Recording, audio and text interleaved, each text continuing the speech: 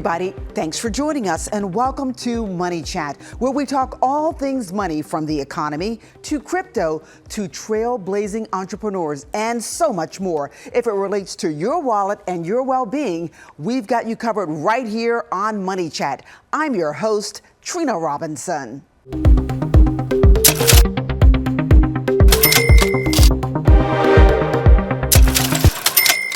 There's more buzz about the economy than ever before because of President Donald Trump's kinetic tariff war. CEO Dominic Miserandino of retail tech media Nexus.com has the pulse of nationwide retailers. Here's my conversation with him on where he thinks this global trade tug of war is headed. Okay, today we saw some pretty strong jobs data and workers were added. The stock market is no longer cratering. What's your take on what's happening in the economy right now, Dominic? We're all trying to figure it out. We took an entire global supply chain and threw a little bit of a wrench in it with the tariffs. And now the entire world is looking, saying, what do we do? So I think right now we're in an adjustment period. What's happening right now, in your opinion, with the tariff war? And I know this is a tough one because it changes by the minute or by the day. Well, that's the problem. It's that it's not so much the tariffs. It's the changing by the minute.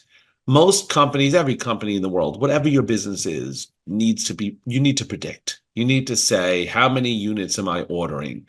You could be a mom and pop having a garage sale this weekend. You need to know what you're putting out. And you could be a car manufacturer. You need to know how many cars you're building.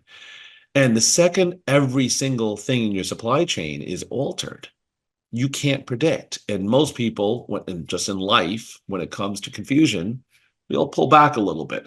That's just human nature. If you don't know where you're going for dinner tonight, you're going to pull back and say, I'm taking a pause. Well, it looks like the Chinese kind of, I don't want to say backed off their hard stance, but it seemed a little bit nicer today. And look, their economy, and maybe you have a better read on it than I do. To me, it's somewhat in shambles.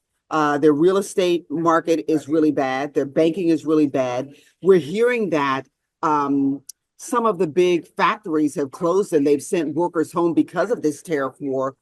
What do you think is going to happen next? And what do you hope is going to happen next so we can try and move forward? Because the other countries matter, but really the relationship with China and trade is pivotal because we get so much from them. Well, I'm hoping, first of all, for a calming of all senses. But second of all, to isolate China. The problem is it's all interwoven.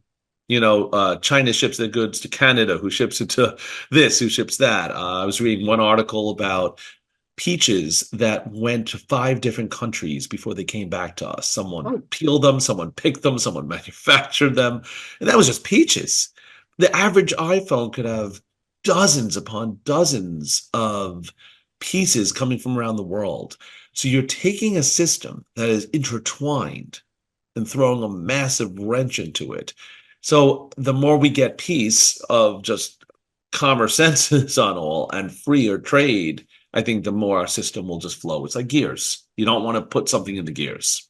So ships that are not going out today are going to have an impact late June or mid-June. It depends on the product, depends on where, depends on which port. In your opinion, what would you have done different maybe to try and, kind of like get a fair track for the United States? I think the challenge here is transparency. When these reciprocal tariffs, they looked at the calculations and they weren't necessarily reciprocal tariffs. They were more trade and balance base. The challenge on that also becomes some trade imbalances are understood. Bangladesh imports more, sells us more than we sell to them.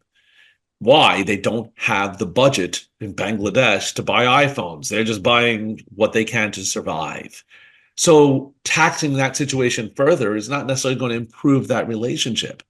You are correct about that. Okay, let's talk a little bit more about what you do. You've been the CEO and have been in a lot of tech firms. Yep. Right now, you're the CEO of retail tech media Nexus.com. We're connectors. That's what we do. We connect people. We connect retail and tech companies and to media. Basically, a lot of people in the world is not so, sometimes we're all interconnected, but maybe not connected enough. So people connect to us at Retail Tech Media Nexus and say, we're trying to connect more with this type of company or that, and how can you help us? You've written a couple of books too. Yes, I have. And I'm working on a leadership book right now.